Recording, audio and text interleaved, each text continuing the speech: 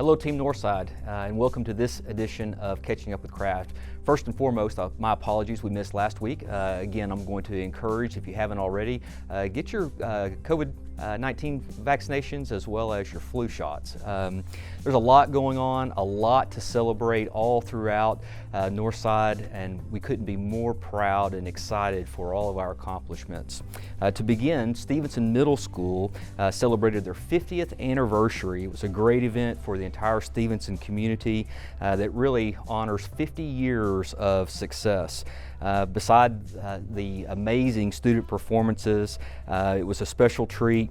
Of course, the campus namesake's great-grandson who shared excerpts of a letter written by Coach Stevenson himself. It was, like I say, a great event with Monica Galen and her staff and all the Wildcats present. Again, congratulations to Stevenson on their 50th anniversary. We're also looking forward to the upcoming celebration of Lock Hill Elementary School, who will also be celebrating technically 50 years, even though we know that there's a long-standing history of Lock Hill. And so again, we look forward to that event on November 6th. Also, we have several individuals we'd like to recognize. I'd like to begin with Cruz Ramirez, one of our art teachers at Rawlinson Middle School, just recently named the 2025 Texas Art Education Association Middle School Art Educator of the Year. Congratulations, Ms. Ramirez. Fantastic job.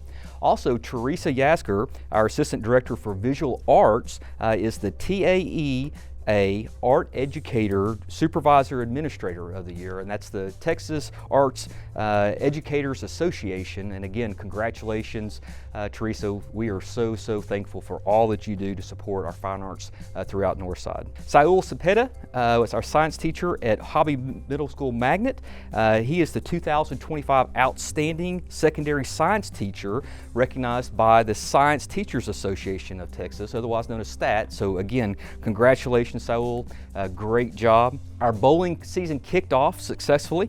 Congratulations again to a very successful event. Thank you again to all of our sponsors and really those who help craft our future bowlers. It's going to be a great 2025-2026 season, and again, thanks to all those who supported that fantastic event, to include our trustees as well as our cheerleaders and all there who supported, like I say, our bowling teams across the district. Also, congratulations to our 12 comprehensive marching bands. They recently competed in the UIL Region 29 marching contest, and we're very proud of the fact that they will all be advancing. And in fact, for the second consecutive year, they scored all ones, which are the highest marks across all categories that marching bands can score. So again, congratulations and best of luck to all of our marching bands. You've had absolutely phenomenal seasons. Talking about fine arts, this week we also celebrated with hundreds of our middle school theater students in Thrill-A-Mill. Both nights, Tuesday and Wednesday night, were packed houses, and again, great atmosphere for a good cause. I know a lot of canned goods were raised for those that are in need, and congratulations again to our sponsors and to all of our students that recently participated in this year's Thrill-Mill. And I want to highlight really all of our campuses and the initiative to increase student attendance. I'm very proud that at this point in the school year, we are actually at a district-wide attendance rate of 95.1%. We couldn't be more proud, and of course this allows for more revenue to be generated as a result of the average daily attendance and of course how we're funded. But again, thank you to all of our campuses and to all that are really putting forth a concerted effort to ensure students are healthy and are coming to school and are being taken care of. We couldn't be more proud, and let's just keep up the great work. Like I say, this is a great mark that we have achieved, and we hope to keep the momentum going forward as we know that it's a long school year. But again, can't thank you enough to all of our campuses for your efforts in helping us to ensure students are in school each and every day, as we know that is one of the most important factors for them to be academically successful. And again, congratulations on hitting this achievement. Also, thank you to our representatives who recently recently participated on Thursday evening in the Northside Communication Network first meeting. These are, of course, representatives from across all of our campuses. We were able to meet with both our elementary and our secondary staff, and I know that there were a lot of questions that were posed, and so we will publish those questions and answers, and as well as just appreciate the dialogue. I think it's so important that we are effectively and openly and transparently communicating, and we want to hear from all of our staff, even as large as we are, what's going on, what are some of the hot buttons, and what are some things that we need to really pay attention to. And so thank you again to our representatives on the NCN, and we look forward to the next meeting. And speaking of NCN, one of the things that we really heard as a theme last year was, how do we reduce redundant work? How do we make things simpler? And so in doing so, we're going to be replacing Frontline very soon with Same Goal. We believe that transitioning to Same Goal while it's a new platform, it will replace the Frontline special education and intervention system currently being used. It will be much more streamlined. This transition will, like I say, include new Medicaid services tracking platform, as well as really the goal is to provide staff with the best tool possible to support their work and allow us to work smarter rather than harder. And while any transition to a new software platform can be challenging, we really believe that at the end of the day, this is going to really provide a much simpler solution with less redundant work. And so be on the lookout. More information will start coming out in the coming week as staff will receive updates and, of course, training opportunities here in the very near future. And so bear with us, but again, we are trying to make your lives and the work less redundant, much more streamlined, and hopefully easier for you as a user. Of course, this is a busy time of year, particularly in our athletics department as well. Congratulations first and foremost to all of our region qualifiers in water polo. Both the Brandeis, Harlan, as well as Brennan girls qualified for the region tournament, and of course the Harlan and Taft boys. Great seasons all around. I know that you competed very, very diligently, a lot of hard work. If you've never had the opportunity to try to play water polo, it is not easy. So again, congratulations to our athletes and their accomplishments. And while we're talking about fall sports, we'd like to congratulate our middle school meet of champions. First and foremost, on the boys' side, with both 7th and 8th grade students, Briscoe finished first place, followed by Strauss Middle School and Stinson.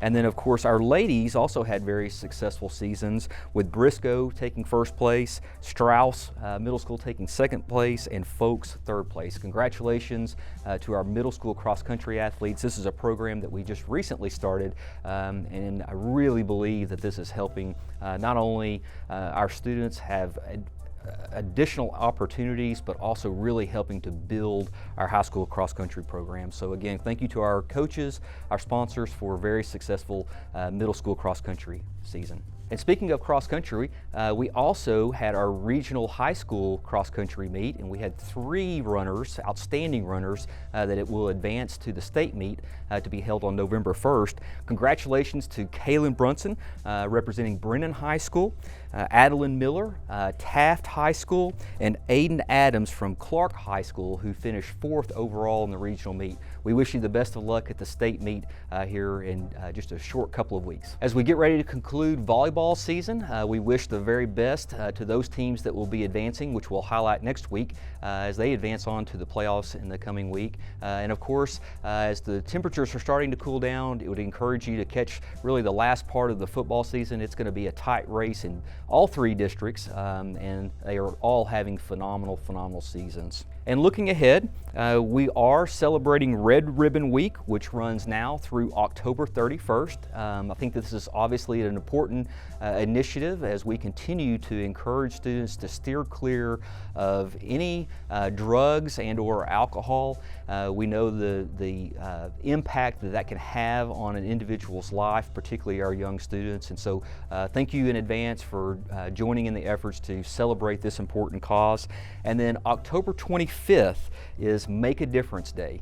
Make a Difference Day is really a day to try to take an extra concerted effort to get out in your communities and just do that, make a difference. I think that in today's day and age, there's no substitute for loving thy neighbor, and so I would encourage you, October 25th, do something kind for one of your fellow colleagues, a neighbor, maybe even your students.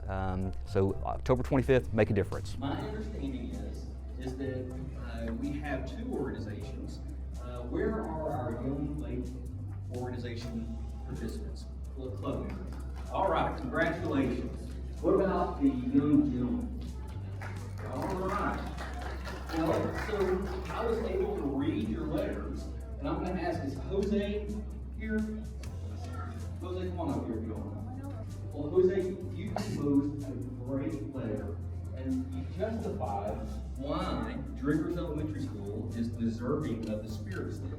Jose composed a fabulous letter that was really explaining why Driggers and you as the Hounds deserve the Spirit Stick. Jose, can I read your letter? Is that okay? Okay, all right. So here's what Jose wrote. I think Driggers Elementary School should get the Spirit Stick because the teachers here are amazing. I learned lots of stuff, and everyone is respectful, kind, and trustworthy, which are really, really important traits. Would you agree? Absolutely. The janitors work hard to make the floors shiny. I couldn't agree more. I've noticed that every time I walk into the campus, they work incredibly hard, so be sure to thank them. We have lots of clubs, such as Young Astronauts Choir, YGO, YLO. That's why I think Driggers should get the Spirit Stick. It's such a great school. Jose, you are a phenomenal writer. So, on behalf of Northside ISD, guess what? You are this week's